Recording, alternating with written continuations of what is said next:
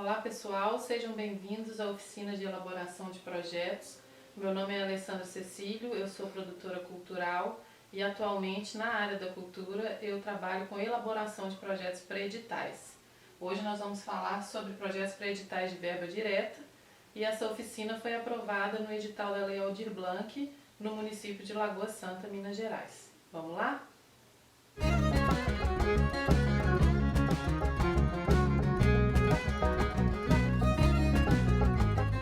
Falar sobre um esboço básico de projeto que pode ser adaptado para qualquer necessidade, sobre os editais, o detalhamento, eu trouxe alguns exemplos, e sobre o currículo e as comprovações de currículo que são necessárias.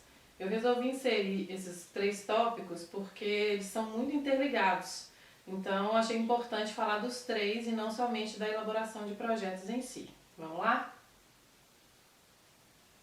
Vamos definir então de uma forma mais ampla, mais geral, o que seria um projeto cultural, que é um documento que reúne informações essenciais para você executar a sua atividade cultural.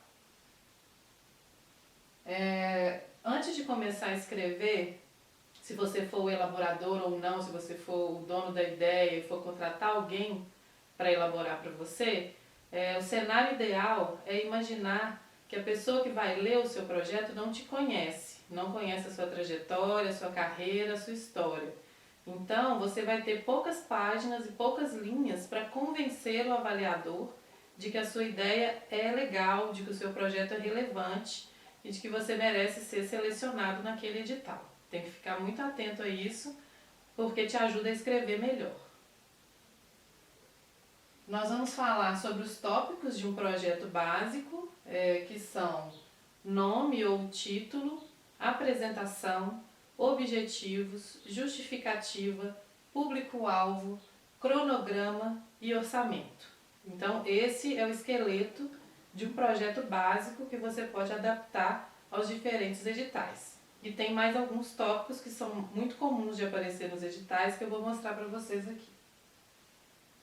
A gente tem também resumo, detalhamento das atividades, número de beneficiários, ações de acessibilidade, ações de democratização de acesso, ações de contrapartida, que em alguns editais é obrigatório, e o plano de mídia, tá? A gente vai falar agora um pouco sobre como que a gente preenche cada tópico desse. Vamos lá então. Nome e título é o nome que você vai dar para o seu projeto, para a sua proposta, para a sua ideia. O campo apresentação é onde você coloca da maneira mais clara e objetiva possível o que você pretende realizar com esse projeto e de que maneira você está seguindo as diretrizes daquele edital para qual você está se inscrevendo. E algumas características do projeto. Então, imaginando o cenário de que você identificou um edital que está aberto, selecionando projetos na sua área de atuação. Você precisa, neste campo, deixar claro para o avaliador qual que é a sua ideia, o que você pretende fazer e também mostrar que aquela ideia, aquele projeto tem a ver com aquele edital específico, tá? A gente tem também os objetivos, que é basicamente quais benefícios serão produzidos com a sua ideia, com o seu projeto, quais são os propósitos dele, né? E normalmente isso é feito em tópicos, tá? Normalmente objetivos são feitos sempre em tópicos e com essa ideia de contar quais benefícios serão produzidos pela sua ideia no contexto onde você pretende atuar. Justificativa, esse campo é o espaço do convencimento, é onde você vai escrever por que o seu projeto deve ser executado, por que ele é relevante e por que não seria bom que ele não fosse executado. Que tipo de prejuízo poderia acarretar a não execução do seu projeto. É nesse lugar, então, que você diz, contextualiza em qual comunidade, em qual cidade, em qual região, em qual país você quer executar aquele projeto. Existem projetos que são de intercâmbio, né? Então, nesse lugar, você vai justificar por que ele é relevante e contextualizar para o avaliador onde que você vai interagir, onde que o seu projeto vai impactar, que tipo de pessoas, em que lugar, em qual realidade social você está pretendendo intervir com o seu projeto. é um espaço muito importante que você consegue explicar melhor qual que é a sua ideia e a relevância dela. O público-alvo, aqui a gente tem o público que vai ser impactado diretamente pelo projeto, e aí você tem que detalhar o máximo possível, por exemplo, faixa etária e localidade, né? E se tem algum critério de seleção, se não tem. Não deixar, por exemplo, colocar público em geral. Isso não é legal, esse tipo de especificação normalmente não serve. Você precisa pensar para quem você está fazendo. Pode ser que o seu projeto seja aberto para todos os públicos, mas ele tem um foco em um público específico, né? Então é bom pensar exatamente para quem que você está escrevendo aquele projeto, porque nesse tópico você vai ter que explicar para o avaliador que público é esse. O cronograma, você vai colocar as atividades que são necessárias para alcançar o seu objetivo no projeto. Normalmente é feito em meses, mês 1, mês 2, mês 3, pode ser de 1 a 6, de 1 a 12, depende da duração do seu projeto. Mais pra frente eu vou mostrar um modelo de cronograma para ficar mais claro. O resumo, que é um campo onde você tem que colocar de forma mais resumida ainda do que na apresentação, qual que é a sua proposta, qual que é a sua ideia. Normalmente ele vem com uma restrição de número de caracteres ou de linhas, normalmente 5 linhas. Então nesse espaço de 5 linhas você tem que dizer a que veio, que ideia que é essa e como que ela vai acontecer, de forma bem resumida. O detalhamento de atividades é onde você esclarece como que o projeto se dá na prática. Nesse campo, quanto mais detalhes você conseguir colocar, melhor. Então você tem que pegar a sua ideia no papel e tentar imaginar ela funcionando. E aí você vai descrever aqui como que ela vai funcionar na prática. Então ali fala um pouco instrumentos de execução, formas de realização, composição da equipe técnica, método de acompanhamento e avaliação das atividades que você está propondo. Tudo isso entra em detalhamento de atividades. Número de beneficiários. Então aqui você quantifica quantas pessoas direta e indiretamente serão beneficiadas pelo seu projeto. Lembrando que a gente tem um público-alvo específico, tem que ter, mas todo projeto indiretamente também atinge outras pessoas. Então você tem que pensar quais são essas outras pessoas, porque nesse número tem que contar os atingidos direta e indiretamente pelo seu projeto. Ações de acessibilidade. Nesse caso aqui, você tem que pensar que tipo de ações você pode proporcionar no seu projeto para que o acesso seja o mais amplo possível. Você tem que dizer, por exemplo, se o local que você vai fazer o seu projeto permite a entrada de crianças, se permite a entrada de idosos, se os idosos vão chegar e ficar confortavelmente no local, se atende a portadores de necessidades especiais. Então, você tem que pensar de que maneira a sua proposta consegue ser o mais acessível possível. Temos aqui a democratização de acesso. Nesse campo você diz como que o seu público-alvo vai usufruir do que você está criando e entregando, né? Se for, por exemplo, cobrar ingresso, nesse lugar aqui, nesse campo, você justifica o valor que você vai cobrar, você diz o que vai ser feito com esse valor.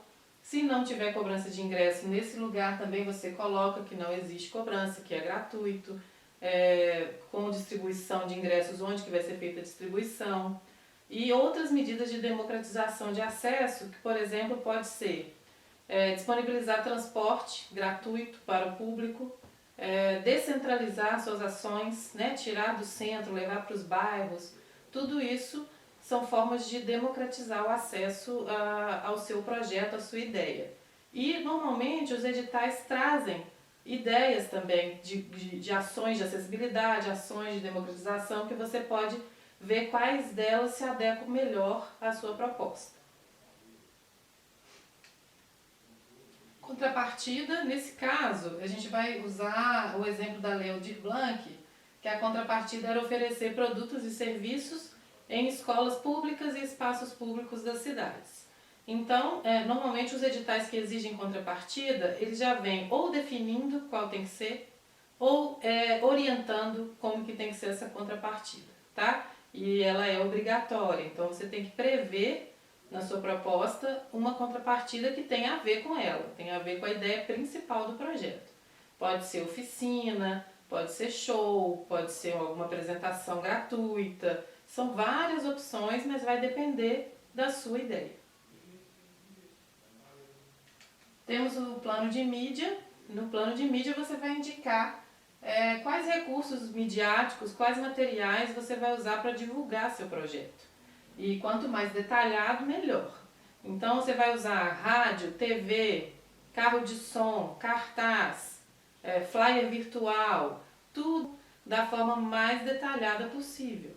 Normalmente a gente faz o plano de mídia dentro de uma pequena planilha, onde a gente coloca qual veículo, ou qual material, o tamanho, a duração, todos os detalhes que você conseguir levantar, é bom colocar para ajudar o avaliador a entender o alcance desse projeto, como você está pensando a divulgação dele, tá? O orçamento, a gente tem aqui informações básicas de um orçamento, seriam item, tipo de despesa, descrição da despesa, unidade, quantidade, valor unitário e valor total. Então essa é uma planilha básica que todo mundo pode usar, eu vou mostrar um modelo também daqui a pouco. Em alguns editais eles pedem para colocar mais algumas informações, mas no geral esses são os itens que compõem o orçamento.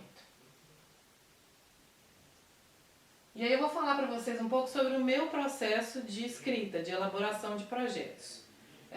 A primeira coisa que eu faço é organizar as perguntas específicas daquele edital, o que aquele edital quer saber sobre a minha proposta, em um documento editável.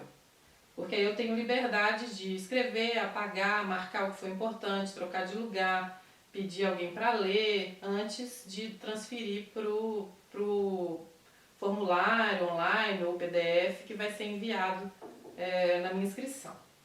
Depois eu respondo cada uma dessas perguntas de acordo com a ideia do proponente, né? Então, se eu estou elaborando para alguém, eu converso com essa pessoa, entendo a ideia dela, e essa conversa não é uma conversa só, são várias conversas. A gente vai construindo a ideia juntos e tentando responder todas as questões do edital juntos, para ficar o mais próximo possível do que a pessoa pensou.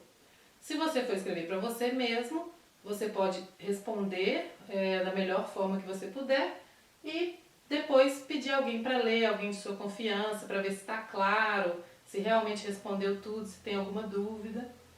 Logo depois disso, a gente sempre volta no edital para conferir se a gente está realmente seguindo o passo a passo. Então essa consulta ao edital é contínua e terminada essa fase, está aprovada a ideia, está aprovado o texto, eu repasso para o formulário padrão, que eu vou mostrar alguns exemplos aqui também para vocês. Coloco dentro do padrão do edital, envio, salvo e envio. Eu vou mostrar então agora um pouco os exemplos de projetos e formulários que eu costumo usar, dos editais que eu trabalho com eles normalmente, tá? Então, assim, temos vários modelos no Brasil todo. Eu vou mostrar o que está aqui na minha realidade, tá? Então, esse é do Fundo Municipal de Cultura, daqui de Belo Horizonte. Ele é um PDF editável. É um modelo obrigatório, eu tenho que usar. A gente tem aqui, então, o título do projeto, que é aquele nome, título que eu falei lá atrás. O valor total e o valor solicitado. Neste caso, o edital permitia que você tivesse outros patrocínios, outras fontes de recurso, então eu coloco o valor total do projeto e o valor solicitado, se for o caso de ser diferente, mas pode ser igual. Qual categoria que eu me enquadro, e aí está escrito ali, ó, conforme artigo 13 do edital. Então, como eu disse antes, voltar no edital é muito importante, estar com ele em mãos o tempo todo. Para eu saber qual categoria que eu me enquadro, eu preciso saber qual que é o artigo 13 desse edital, para eu não fazer minha inscrição errado. Nome do empreendedor, nome social, se for o caso, se eu sou pessoa física ou jurídica.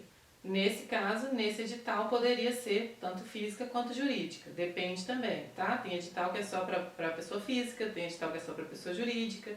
Uma leitura atenta é importante, a gente vai falar daqui a pouco sobre isso. Ali tem os documentos pessoais, identidade CPF ou CNPJ.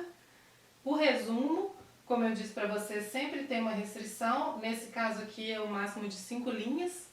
Então eu tenho que resumir a minha ideia em 5 linhas e além dos dados pessoais e título do projeto, o resumo é a primeira coisa que aparece lá. Então é importante que seja muito bem escrito esse resumo para a pessoa que vai avaliar, de primeira, já entender que a sua ideia é boa e que ela merece ser lida até o final, com carinho, aprovada e selecionada. Um outro PDF editável que eu vou mostrar para vocês é o da Lei Aldir Blanc de Belo Horizonte, tá? Nesse caso aqui, eu tinha que colocar o nome do candidato, nome social, endereço, identificação do responsável pela candidatura. No caso da pessoa ter pedido outra pessoa para fazer para ela a inscrição e aí com procuração, tudo certinho. Documentos pessoais, telefone e e-mail. E aqui algumas perguntas que tinham que ser respondidas nesse caso.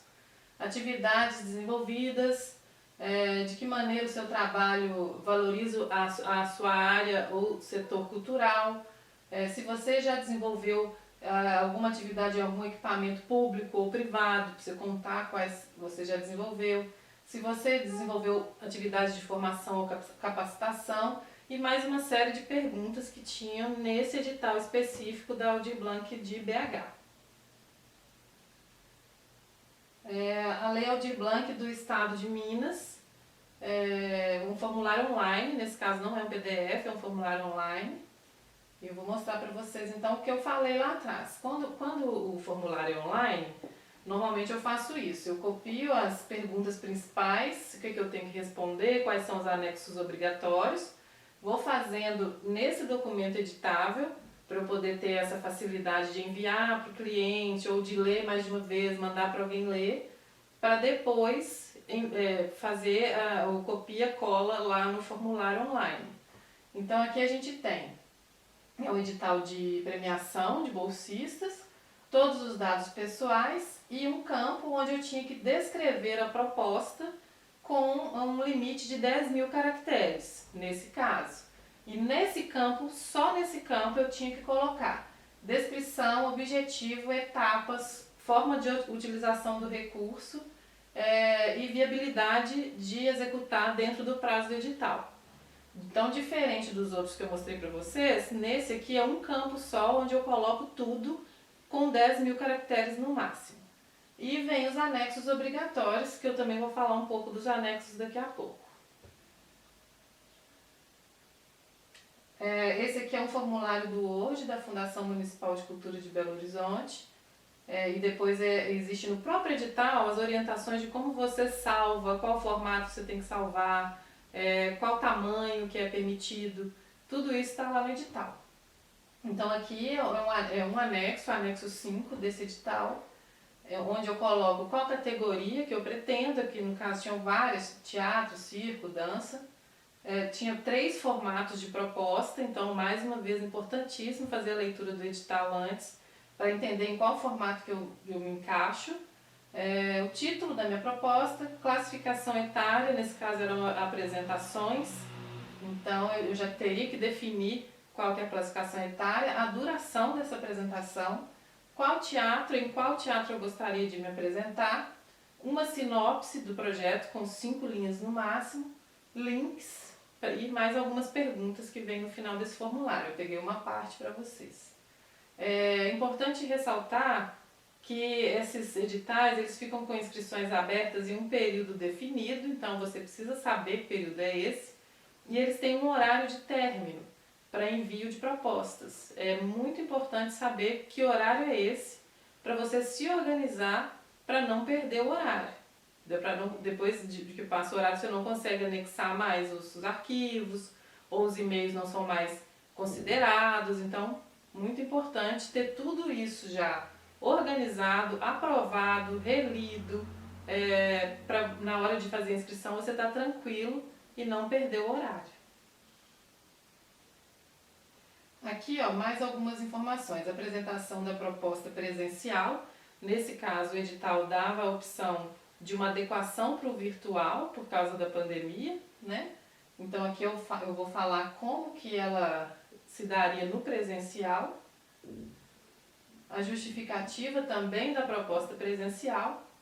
E aí, na sequência, vem a proposta virtual. Aí você tinha que contar que tipo de adaptação você precisaria fazer para atender no meio virtual, se vai mudar alguma coisa ou não e justificar essa mudança.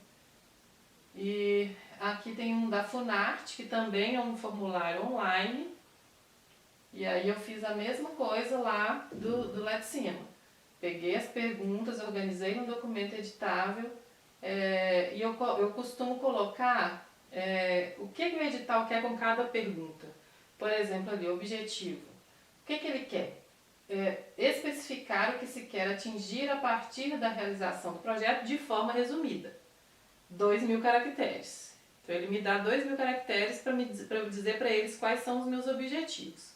E esses caracteres, gente, conta tudo. Conta ponto, conta travessão, conta tudo é caractere. Então você tem que ficar atento.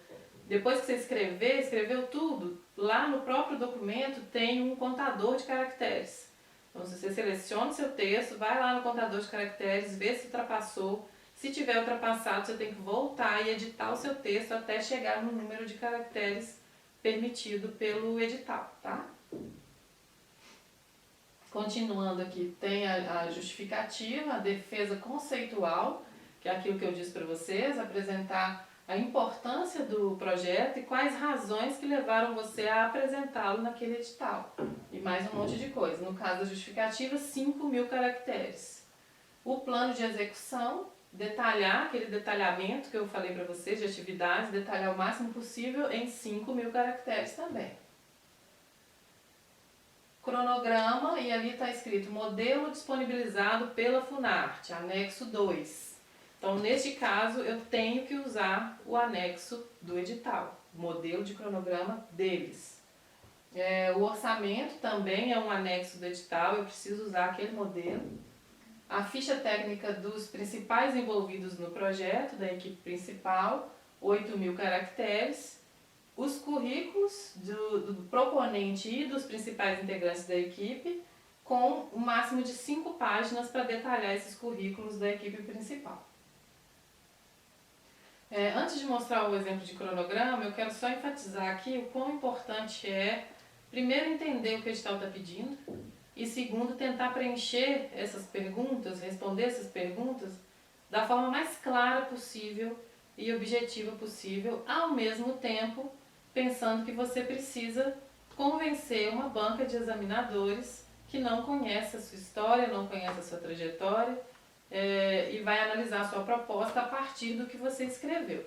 Eu acho que isso tem que ficar muito claro, não é um trabalho simples, é um trabalho que exige tempo, exige dedicação, mas vale a pena, né? Quando a sua proposta estiver aprovada, você vai conseguir executar, tirar a sua ideia do papel e colocar no mundo real.